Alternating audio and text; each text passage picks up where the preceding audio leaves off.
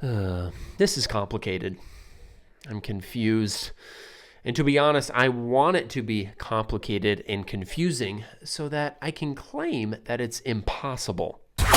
This is the game of food. This is the game of food. We're helping real people get real results with delicious food. Real food. Live from Spencer's home studio, podcasting to the world. This is Game of Food. And here's your host, Spencer Frederick. Let me repeat what I said in the beginning. This is complicated. I'm confused. And to be honest, I want it to be complicating and confusing so that I can claim it's impossible. Because if it's impossible, if it's too confusing, then I don't put in the work, right? If I sit down at this meal and claim, this is confusing, it is complicated to know on if I am doing well at this meal, and then you just eat the whole meal and claim, see, I didn't have the right information. And the title of this episode is probably going to be Complicated and Confused on Purpose. What we do is we take a simple concept of eating less or moving more, one of those or both of those, and we make it complex. I'm not saying eating less and moving more is easy. It is the hard path, but it is not complex. It is not complex, but that's what our minds do so that we can do whatever we want.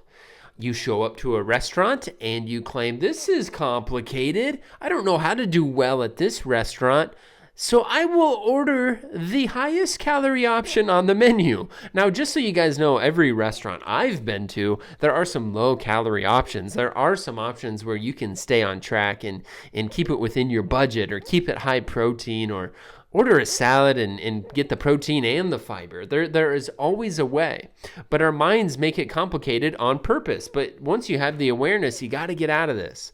Because what I've found is that some people get stuck in this phase. They can do well, they can get stuck, or this phase kind of comes in and out on them, to be honest. And those are the two stories that I'm going to tell today. But first, I'm going to give you some tactics. How do you get out of this? And it's going to be really quick because when you're in this phase, no tactic can actually solve it. Do you know that? And it's because you're choosing that. So tactics on how to get out of this, like, how do I do this, is to review your goals. Okay, review your goals, get that motivation. Like, why did I start? Or why do I want to start? Review your goals, create your goals. Create a detailed vision board, not just like, hey, I want to lose weight and here's a picture of what I looked like when I lost weight. Detailed. Include more pictures. Include pictures of some of your favorite healthy meals. Include pictures of some restaurants that you're going to eat at that will keep you on track, and just create a very detailed vision board of what you want to achieve, and that will help you as well. The third one is do something wild. And so what I mean is like a 24-hour fast or an 18-hour fast or something like that. Something to kind of spark some momentum and give you a win. Because if you go one day without eating, it's kind of like, I did that. Well, I guess, my claim that this was complex and complicated was false. And I'm going to start doing well. If I can go one day without eating, I can, do well now. You need to get some momentum. Doing something wild is like something I did this year, is sign up for a gladiator challenge. I've never done this before. There's obstacles and climbing and jumping and mud and slime. I don't know what else there is. But that was, kind of something wild for me. Some people like a 5K. They've never done that before. A lifting competition, signing up for a fitness competition, like a bodybuilding show or a bikini competition, whatever it is, something that kind of like puts you into action. And then the last one I put here, number 5 or 4 or whatever, is just force it. Sometimes I see people that get in this, like, I'm confused. How do I get in shape again? I don't know how to do it. And then like they force it and they see the scale move in the direction they want it to move. And then they get like remotivated, like, hooray, I now figured it out. Now that the scale is moving, I know what to do. But those tactics won't work if you don't want them to work. You know what I mean? This is a choice. You are choosing to be confused. I don't know how to do it. And so I'm going to help give you some awareness around it. You need to have the awareness first so that, if I'm ever in a phase like this where I'm like, choosing to be off track, I never want to say this is complex, I don't understand, this is confusing. I don't want to say that. That's putting the blame elsewhere. I always want to be like, you know what? I'm off track and it's my fault. This is my decision. I'm choosing to eat it and it does not fit my plan, because I do want to be a person that can say that, okay? I don't want to be a person that puts myself down, but pointing the finger outward to protect yourself is not the right answer either, because then that's how you get stuck. That's how you blame other people, other situations. So I want to land it and give you some awareness around it by telling two stories. Story number one is about a good client, someone that did well. I don't know if I remember how much weight they have lost so far, but it's like 27, 28, something like that, pounds. And every day I logged in, their goal was weight loss, obviously. And every day I logged in, it was like the scale was going the right direction. Every single week, too. It was like they lost a good amount of weight. Not too fast, not too slow, just the way you want to do it. And this person did well at restaurants. This person did well on the weekends. Our conversations were always like really good. Phone calls and messaging was always like we were really talking about topics that would move the needle, that would continue great progress. You know what I mean? Like it wasn't like on the surface stuff, and she was just a good client and very focused. And she achieved some great results. And then later on, it was like this person needed help on the weekends. Hey, how do you be successful on the weekends? And I'm like, huh? This great client is asking me this. Now, I like when clients ask me a question. It just threw me off. Someone that had done well every weekend now needs like, hey, what are the shortcut rules? Your top 10, your top 5, Spencer, on how to do well on this upcoming weekend. And that's okay. I answer it. But this person struggled that weekend. This person also, I found later on, had some more restaurants coming up. And it's like, hey, what's your restaurant hack? And I think I sent them my document. I sent them a little link to review the document, and they still did bad at the restaurant. And it was just like, and then all of a sudden the conversation was more like, how do I figure this out?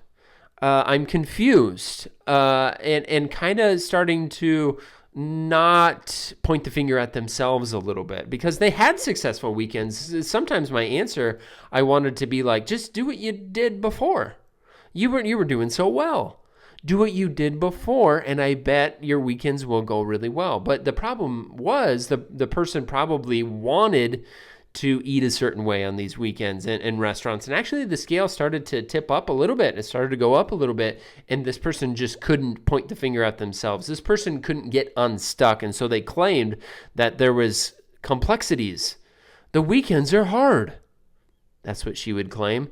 This restaurant is so difficult. I don't know how I can stick to my calorie budget when this restaurant doesn't have calories. Well, where was this problem for the first 2 months?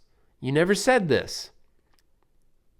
Okay? And story number 2 is about a guy who was a little bit last minute. Now, I have a number of people that aren't my clients that listen to this podcast, and I have a number of people that are my clients. So I still want you to ask me questions. I love them. I love helping. I love to hear about your weekends and stuff like that. But what one person did to me, and this one's been some time now ago, but he was always last minute with his events, okay?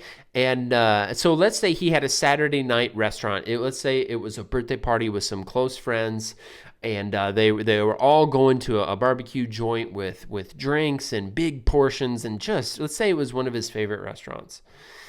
And he was doing pretty well too. But I think some people can kind of relate to this, because he would have this scheduled, and I think he'd have it scheduled days ahead of time. But Saturday night, right before he was going to the restaurant, he would message me. Headed to this restaurant, any suggestions? This one's going to be tough. What did he just do right there? He put it on me.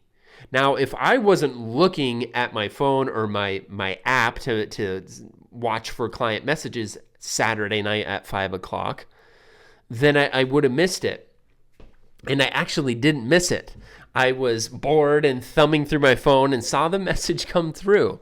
And so I sent him a document, like a link on how to do well at restaurants. I answered his question because I knew what he was doing. He was sending me a message last minute because he felt bad that he was at his favorite restaurant with his buddies and some other friends and about to enjoy a big meal that he knew was going to throw off the scale. And so he claimed that entering this restaurant was hard. I don't know how, and last minute I'm going to put it on you so that if you see the scale go up, Spencer, then it's a little bit on you because I didn't understand and I tried to get you to answer that question before I went. You see what we do? And these two stories, these are not bad people. This is just what our mind does. This is why we don't have the body, the health that we want, is because of little mind tricks like this. So what he technically did was put it on me. He pushed it off last minute. And I knew that when he sent me that, like, hey, I'm like here. I'm like at the restaurant waiting in the waiting room. And I need you to help me. I knew it wasn't going to go well. I knew he had already made the decision, which is okay. I'm not saying the decision he made was wrong. I'm not saying that. I'm saying putting the blame outward and claiming that it was hard is the problem. Because that creates a habit, that creates a, well, I don't know how to do this, that creates, well, I didn't understand how to do that program anyway, it was too hard, how do you go out to eat? No, that was your decision, because many of these clients will do well at these restaurants and then all of a sudden they don't. It is a decision. And so claiming that this restaurant or place is complex, complicated, you're confused is wrong. You're faking it a little bit. And it's not always a conscious thing, okay? I'm not saying anyone is bad for making these decisions or making these claims. It's just what happens. So giving you awareness with these two stories, I think, can go a long way. You can do well anywhere. You guys heard my quote before. It is your hand that puts the food in your mouth. I mean, at the end of the day, we know. We do know. And so what are some commonalities between these two stories? The commonalities, number one, are the two stories where that both of them were capable of good results. I think everybody is capable of good results, but these two were definitely capable of good results. And all of a sudden, it was outward things that they couldn't control. Okay? So it was outward. It was no longer them and their decisions. It was outward. So that's number one. Number two commonality is they needed some sort of shortcut. They requested like, hey, what is your top 5 how to do well at restaurants? Hey, I'm at a barbecue joint with this food. What would you do? They needed that like shortcut and they still didn't follow it. They thought that there was some sort of shortcut magic thing that they needed. All of a sudden they had these cravings that I see people that do this on their own. By cravings, I don't mean food. By cravings, like, what is the magic thing? I see clients dive into that sometimes, and I see you guys that do it on your own dive into that too.